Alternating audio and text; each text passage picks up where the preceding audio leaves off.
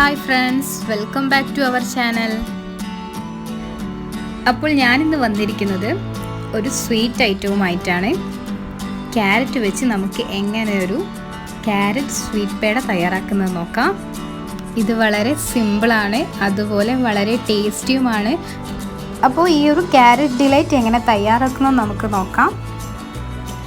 അപ്പോൾ ഞാൻ ഈ ക്യാരറ്റ് സ്വീറ്റ് പേട തയ്യാറാക്കാൻ വേണ്ടിയിട്ട് ഒരു 3 മീഡിയം സൈസ് ക്യാരറ്റ് എടുത്തിട്ടുണ്ട്.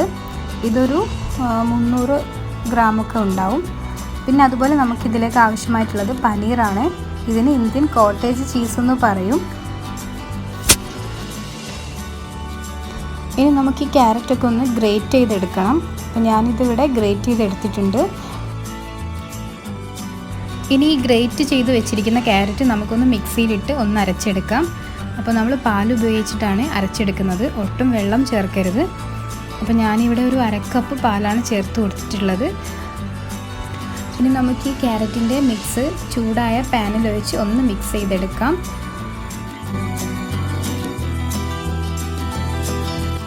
ഇനി നമുക്കിതിലേക്ക് ഒരു 2 ടീസ്പൂൺ നെയ്യ് ചേർത്ത് കൊടുക്കാം.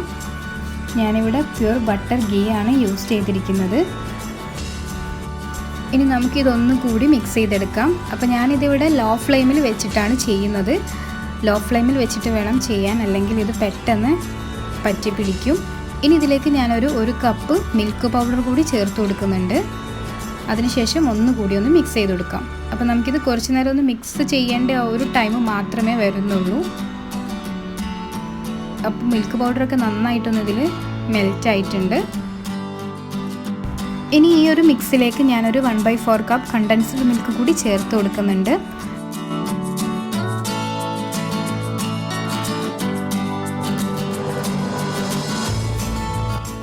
അപ്പോൾ ഈ ഒരു ക്യാരറ്റിൻ്റെ മിക്സ് നന്നായി ടൈറ്റ് ആവുന്നത് വരെ നമുക്ക് നന്നായിട്ടൊന്ന് ഇളക്കി യോജിപ്പിച്ച് കൊടുക്കണം. ആ ഒരു 5 മിനിറ്റിൻ്റെ ടൈം മാത്രമേ വരുന്നുള്ളൂ. പെട്ടെന്ന് ഇത് ടൈറ്റായി കിട്ടും.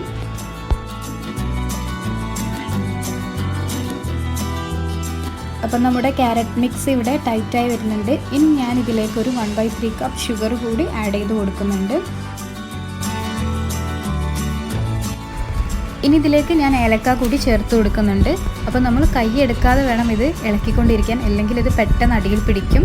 പ്രത്യേകം ശ്രദ്ധിക്കുക, ഇത് ലോ ഫ്ലെയിമിലിട്ട് വേണം കുക്ക് ചെയ്യാൻ വേണ്ടിയിട്ട്. അപ്പോൾ നമ്മുടെ ക്യാരറ്റ് മിക്സ് ഇവിടെ റെഡി ആയിട്ടുണ്ട്.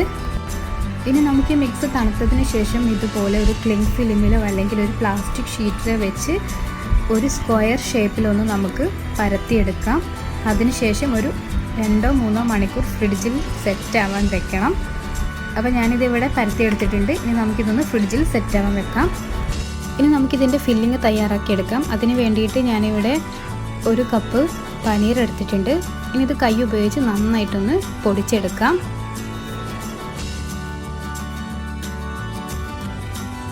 അപ്പോൾ ഞാൻ ഈ പനീർ നന്നായിട്ടൊന്ന് പൊടിച്ചെടുത്തിട്ടുണ്ട്. ഇനി ഇതിലേക്ക് ഞാനൊരു 1 ടേബിൾ സ്പൂൺ റവ ചേർത്ത് കൊടുക്കുന്നുണ്ട്. അതിനുശേഷം നമുക്ക് കൈ ഉപയോഗിച്ചിട്ട് നന്നായിട്ട് ഒന്നുകൂടി ഒന്ന് മിക്സ് ചെയ്തെടുക്കാം. ഇനി ഞാൻ ഇതിലേക്കൊരു 1/3 കപ്പ് മിൽക്ക് പൗഡർ കൂടി ചേർത്ത് കൊടുക്കുന്നുണ്ട്. അതിനുശേഷം നമുക്ക് ഒന്നുകൂടി ഒന്ന് കൈ ഉപയോഗിച്ച് മിക്സ് ചെയ്തെടുക്കാം. അപ്പോൾ ഞാൻ ഈ ഒരു മിക്സ് നന്നായിട്ടൊന്ന് കുഴച്ചെടുത്തിട്ടുണ്ട്. ഇനി നമുക്ക് ചൂടായ പാനിലേക്ക് 2 ടീസ്പൂൺ നെയ്യ് ചേർത്ത് കൊടുക്കാം. അതിനുശേഷം നമ്മളിവിടെ കുഴച്ച് വെച്ചിരിക്കുന്ന പനീറിൻ്റെ മിക്സ് ചേർത്ത് നന്നായിട്ടൊന്ന് നെയ്യിൽ വഴറ്റിയെടുക്കാം. ഒരുപാട് നേരമൊന്നും വഴറ്റേണ്ട ആവശ്യമില്ല, ഒരു 10 മിനിറ്റ് മതിയാവും. അതും ലോ ഫ്ലെയിമിൽ വെച്ചിട്ട് വേണം നമ്മളിതൊന്ന് മിക്സ് ചെയ്തെടുക്കാൻ വേണ്ടിയിട്ട്.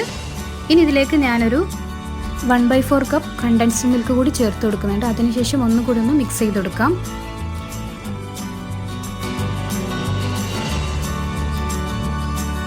ഇനി ഞാനിവിടെ ഒരു ഫ്ലേവറിന് വേണ്ടിയിട്ട് ഏലക്ക കൂടി ചേർത്ത് കൊടുക്കുന്നുണ്ട്. അതിനുശേഷം ഒരു 1/4 കപ്പ് ഷുഗർ കൂടി ആഡ് ചെയ്യുന്നുണ്ട്. അതിനുശേഷം നമുക്ക് നന്നായിട്ടൊന്ന് ഈ ഷുഗർ മെൽറ്റ് ആവുന്നത് വരെ ഒന്ന് മിക്സ് ചെയ്തെടുക്കാം. അപ്പോൾ നമ്മുടെ മിക്സിങ് റെഡി ആയിട്ടുണ്ട്. ഇങ്ങനെ പാനിൽ നിന്നും വിട്ട് വന്നതിന് ശേഷം നമുക്കിതുപോലെ ഒരു റോൾ പരുവത്തിലാക്കിയെടുക്കാം. ഇനി നമുക്ക് നേരത്തെ തയ്യാറാക്കി വെച്ചിരിക്കുന്ന ക്യാരറ്റിൻ്റെ ഷീറ്റിന് മുകളിലേക്ക് ഈ ഒരു ചീസിൻ്റെ റോൾ കൂടി വെച്ച് നന്നായിട്ടൊന്ന് ഇതുപോലെ റോൾ ചെയ്തെടുക്കാം. അതിനുശേഷം ഒരു 2 മണിക്കൂർ ഫ്രിഡ്ജിൽ വെച്ച് ഒന്നുകൂടി ഒന്ന് സെറ്റാക്കി എടുക്കാം. അപ്പോൾ നമ്മുടെ ഈസി ആയിട്ടുള്ള ക്യാരറ്റ് പേട ഇവിടെ റെഡി ആയിട്ടുണ്ട്. ഈ റെസിപ്പി എല്ലാവർക്കും ഇഷ്ടമായി എന്ന് വിചാരിക്കുന്നു. ഇഷ്ടപ്പെട്ടെങ്കിൽ തീർച്ചയായും ട്രൈ ചെയ്ത് നോക്കുക. അതുപോലെ ഞങ്ങളുടെ ചാനൽ സബ്സ്ക്രൈബ് ചെയ്യുക, ലൈക്ക് ചെയ്യുക, ഷെയർ ചെയ്യുക. താങ്ക്